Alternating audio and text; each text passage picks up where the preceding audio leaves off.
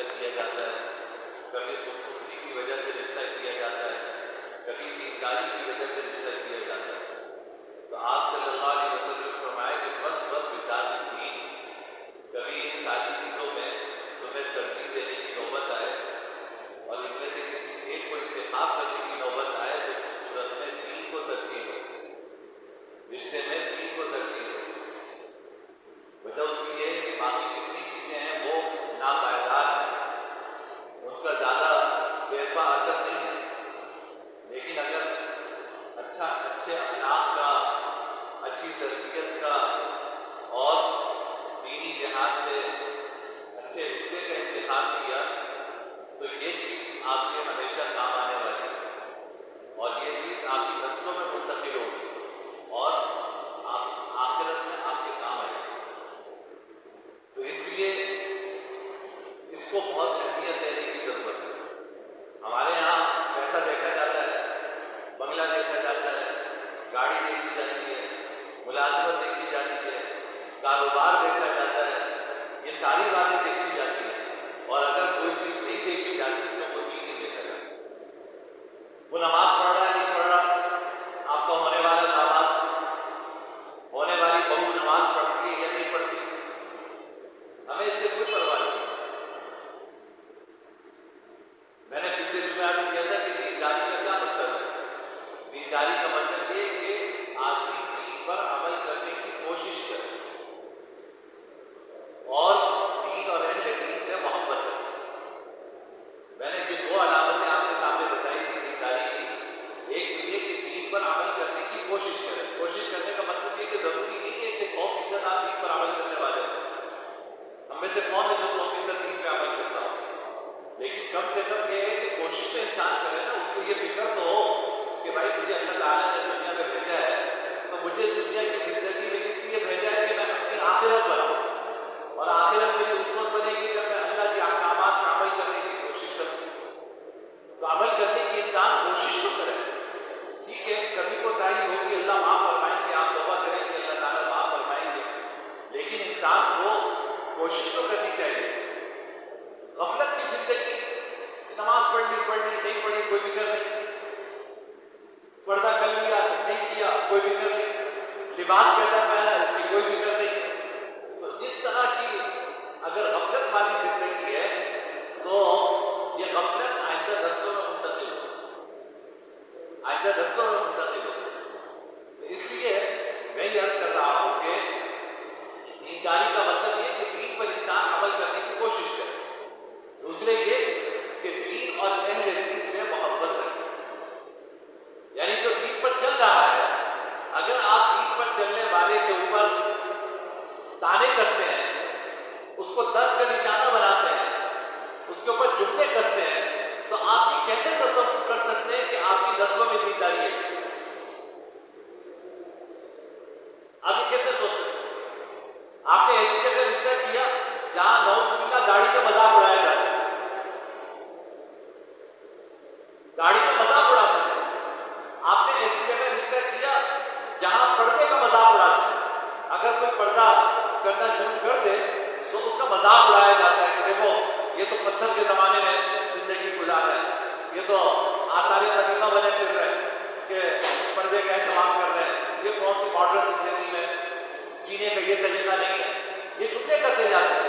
تو جہاں یہ جملے کسے جائیں، دین اور اہل دین سے نفرت ہو، تو آپ کیسے تصور کر سکتے ہیں کہ آپ کی نسلوں میں دین منتقل ہو؟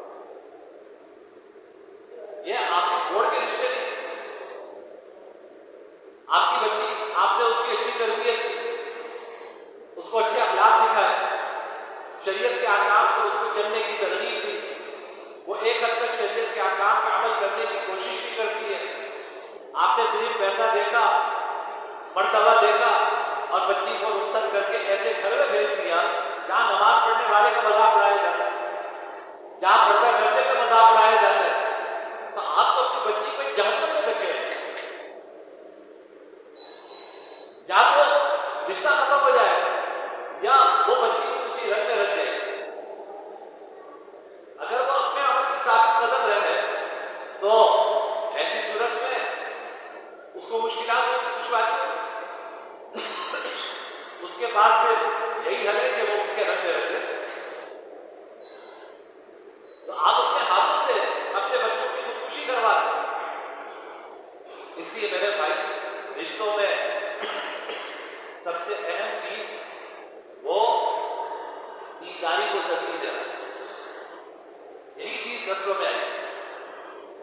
میں نے آپ سے رمضان میں غالباً بیان میں آپ کو بتایا تھا کہ حضرت عمر رضی اللہ تعالیٰ عنہ گشت کر رہے تھے اور گشت کے دوران جو ہے وہ رات کو ایک گھر کے پاس سے گزرے تو اندر سے ماں بیٹی ان کی گفتگو کی آواز آ رہی ہے.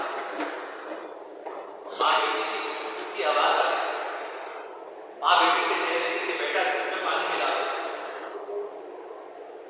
تو بیٹی کہنے لگی کہ اماں نہیں، امیر المومنین نے منع کیا. امیر المومنین نے ملاوٹ سے منع کیا ہے. تو ماں کہنے لگی کہ بیٹا رات کو وقت ایک گھر کی چار دیواری ہے، امیر المومنین کا ہے، وہ تو نہیں دیکھ رہے. تو بیٹی کہنے لگی کہ ماں امیر المومنین کو نہیں دیکھ رہے لیکن امیر المومنین کا خدا تو دیکھ رہا ہے. امیر المومنین کا خدا تو دیکھ رہا ہے. یہ جواب جو ہے وہ بیٹی نے حضرت عمر رضی اللہ تعالیٰ عنہ کے کانوں میں یہ آواز آئی. تو آپ نے یہ نہیں دیکھا کہ کون لوگ یہ چاہے، آپ نے اپنے صاحبزادے کا رشتہ اس بچی کے لیے دیکھا کہ مجھے ایسی بیٹی چاہیے اپنے بیٹے کے لیے، مجھے ایسی بہو چاہیے، ایسی بیٹی چاہیے جس کے دل میں اس طرح موت خدا ہو. چنانچہ وہ رشتہ ہوا اور اپنے بیٹے قاسم کا رشتہ اس بچی سے کروایا اور اسی بچی کی نسل میں حضرت عمر بن عبدالعزیز عزیز رحمۃ اللہ علیہ اسی بچی کی نسل سے ہے. اور آپ کو پتہ ہے کہ امت کا اتفاق ہے کہ 5ویں خلیفہ راشد حضرت عمر بن عبدالعزیز. تو عمر بن عبدالعزیز کوئی ایسے نہیں پیدا ہو جاتے. ان کے آباء و اجداد نے ایسا انتخاب کیا کہ اس کے نتیجے میں عمر بن عبدالعزیز دنیا میں. تو میرے بھائی آپ جہاں بھی غور کریں گے کہ دنیا میں اگر آپ کو کامیاب لوگ نظر آئیں گے، ایسے لوگ نظر آئیں گے جن سے اللہ نے دنیا میں دین کا کام لیا ہے، تو ان کے پیچھے آپ کو ایسی مائیں نظر آئیں گے، ایسے باپ نظر آئیں گے. ماں باپ ہیں، ان کی نیکی اولاد کے کام آتی ہے، اور ماں باپ کی نیکی اولاد کے کام آتی ہے. ماں باپ ایک ہوتے ہیں، اللہ اس نیکی کا اثر اولاد میں پیدا کرتا ہے. قرآن کریم کے اندر والذین آمنوا واتبعتهم ذریتهم بإیمان الحقنا بهم ذریتهم. جو لوگ ایمان لائے اور ان کی اولاد نے ان کی اتباع کی، ایمان لا کر، یعنی اللہ یعنی صرف نسب تو کام نہیں آیا، اور ماں باپ ایمان لائے، ان کی اولاد نے ماں باپ کی اتباع کی، وہ بھی ایمان لیا ہے. تو فرمایا کہ الحقنا بهم ذریتهم، قیامت کے دن ہم ان کی اولاد کو ان کے ماں باپ کے ساتھ جنت میں جمع کریں گے. بے شک حضرت ابن عباس رضی اللہ تعالیٰ عنہ اس آیت کی تشریح میں فرماتے ہیں کہ اولاد کا عمل اتنا نہیں تھا، ایسا نہیں تھا کہ وہ نیک ماں باپ کے جنت میں جو ان کو مرتبہ ملا ہے، جو درجہ ملا ہے، وہ وہاں تک پہنچ سکے. اولاد کا عمل اتنا نہیں تھا، لیکن اللہ تعالیٰ نیک ماں باپ کی اولاد کو بے شک عمل کے اعتبار سے کچھ کمی بھی ہو، اللہ تعالیٰ ان کی اولاد کو جنت میں ان کے ساتھ جمع کرتا ہے، جنت میں ان کے ساتھ جمع کروا دے. بھائی اسی لیے تو اہل بیت سے رشتہ داری، اہل بیت سے رشتہ داری یہ قابل فخر اسی لیے کہ جناب نبی کریم صلی اللہ علیہ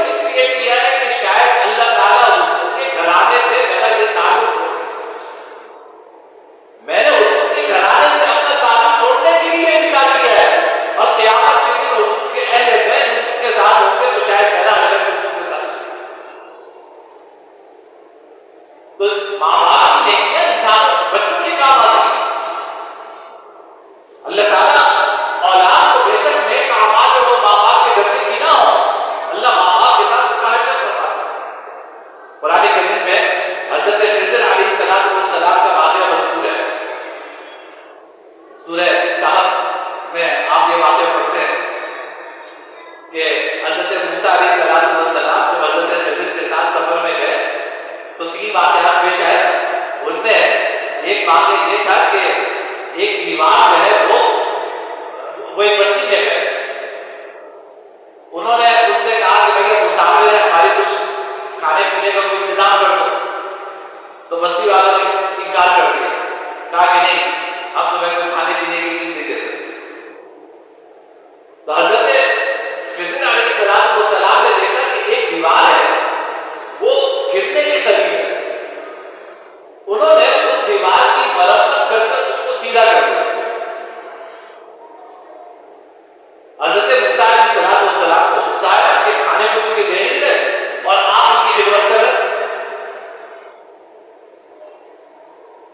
تو حضرت خضر علیہ السلام نے آگے جا کے قرآن میں اس کی حکمت بیان کی کہ یہ جو دیوار تھی اس کے نیچے یتیم بچے ہیں, ان کا مال دفن تھا. تو اگر یہ دیوار گر جاتی اور مال ظاہر ہو جاتا تو لوگ اٹھ کے لے جاتے. تو اس لیے میں نے یہ دیوار سیدھی کی اللہ کے حکم سے, تاکہ ان یتیم بچوں کا مال کے مال پر کسی کی نگاہ نہ پڑے. جب یہ بڑے ہو جائے تو اپنا مال نکالے, ان سے فائدہ ہوتا ہے. قرآن نے کیا جملہ استعمال کیا, وَكَانَ أَبُوهُمَا صَالِحًا. یہ جو یتیم بچے ہیں وہ ان کے آباء و اجداد نیک لوگ تھے. ان کے آباء و اجداد نیک لوگ تھے. آپ کو پتہ ہے ان یتیم بچوں کا باپ نہیں, مفسرین نے لکھا ہے کہ 7 نسل پہلے ان بچوں کے آباء و اجداد میں اللہ کا کوئی نیک بندہ گزرا تھا. 7 نسل پہلے آباء و اجداد میں کوئی نیک بندہ گزرا تھا. 7 نسل پہلے جو نیک انسان تھا اس کی نیکی 7 نسل بعد بچوں کے کام آ گئی.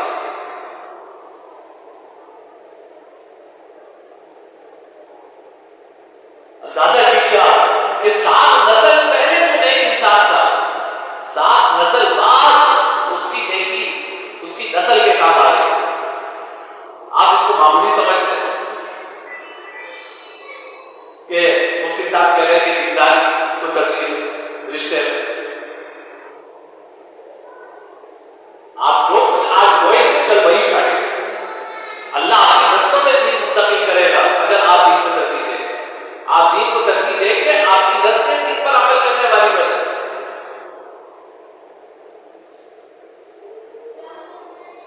صحیح مسلم میں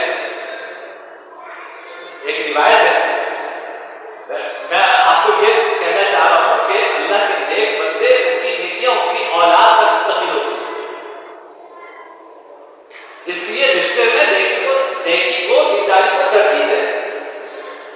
حضرت ام سلیم رضی اللہ تعالیٰ عنہ حضرت انس کی والدہ ہے. ان کے شوہر ابو طلحہ تھے جو حضرت انس کے سوتیلے والے تھے. سوتیلے والے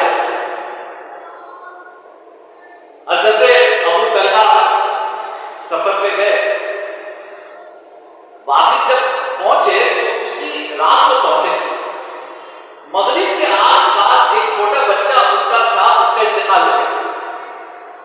اس کا انتقال ہو گیا تو حضرت ام سلیم نے کہا کہ اگر میں یہ سفر سے جیسے پہنچے اب میں ان کو بتاؤں کہ تمہارے بچے کا انتقال ہو گیا تو ایک تو ویسے آج کا جہاز کا سفر تھوڑی ہوتا تھا, مہینوں کا سفر ہوتا تھا, پیدل سفر ہوتا ہے, اونٹ پہ سفر ہوتا تھا, بڑا مشکل سفر ہوا کرتا تھا. تو کہا کہ اگر ان کو بتا دی کہ بچے کا انتقال ہو گیا تو یہ تو اور تھکے ہوئے, کیا گزرے گی کے اوپر نہیں بتایا. وہ آئے, کھانا کھلایا, رات کو آرام کیا, ازدواجی تعلق نے قائم کیا. پھر صبح کہنے لگی کہ اچھا یہ بتاؤ کہ اگر کوئی کسی کے پاس کوئی امانت رکھتا ہے اور جس کی امانت وہ آ کے اپنی امانت لے لے تو اس نے کوئی اچھا کام کیا برا کام کیا. تو کہنے لگے کہ بھائی اگر کسی نے کسی کے پاس امانت رکھوائی ہے اور وہ آ کے اپنی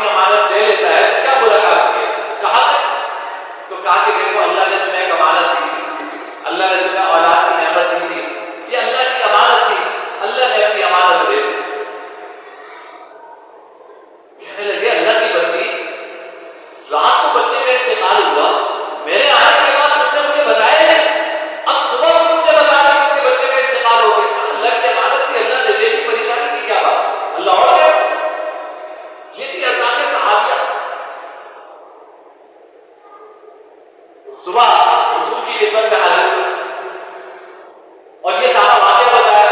حضور کو تو پہلے وحی کے ذریعے پتہ چل گیا. آپ نے کہا کہ دیکھو اللہ تمہیں اولاد کی نعمت عطا فرمائیں گے، جب وہ بچہ ہو تو میرے پاس لے کر آ، میں اس کا نام رکھوں گا اور میں اس کی تحریک کروں گا.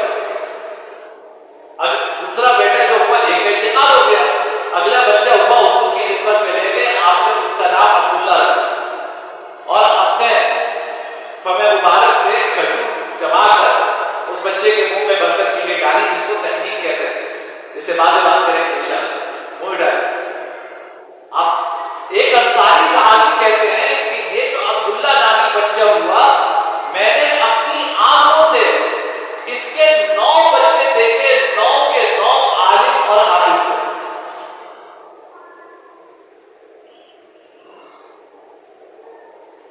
یہ جو بچہ پیدا ہوا جس کا نام حضور نے عبداللہ رکھا، اللہ نے اس کی اولاد میں علماء و حفاظ پیدا کیے. یہ جو اولاد ہے علم کی دولت ملی، قرآن کی دولت ملی، یہ کس کی بدولت ملی؟ یہ حضرت ام سلیم کی بدولت. ان کی قربانیوں کی اور ان کے جذبات کی بدولت اللہ نے یہ نعمت ان کی نسلوں کو عطا کی. تو اس لیے میرے بھائی نکاح کے بعد بھی پہلی بات یہ ہوگی کہ اچھے رشتے کا انتخاب کریں، دیندار رشتے کا انتخاب کریں، دینداری کو ترجیح دیں اور اس کے بعد نیک اعمال کریں. نیک اعمال، ماں باپ کے نیک اعمال کا اثر اولاد میں پڑتا ہے. بھائی دیکھو آپ نے سنا ہوگا نا کہ ڈاکٹر کیا کہتے ہیں کہ جب ماں امید سے ہو تو کمرے میں آپ اچھی سینری لگاؤ. ماں امید سے ہو تو اس کی نظروں میں اچھے مناظر ہونے چاہیے، اس کی نظروں میں اچھے مناظر ہونے چاہیے، اس کے ارد گرد کا ماحول خوشگوار ہونا چاہیے. کوئی ٹینشن والی بات یا پریشانی والی بات اس کے آس پاس نہ ہو. تو یہ ساری باتیں ڈاکٹر کیوں کہتے ہیں؟ تاکہ اس کا اثر بچے میں پڑے. تو اگر تمہاری سینری کا اثر بچے میں پڑ سکتا ہے، اچھے مناظر کا اثر بچے پہ پڑ سکتا ہے، خوشگوار ماحول کا اثر اولاد پہ پڑ سکتا ہے، تو ماں اگر نیک ہوگی، نماز پڑھے گی، باپ نیک ہوگا، اللہ کا ذکر کرے گا، تو کیا اس کا اثر اولاد پہ نہیں پڑے گا؟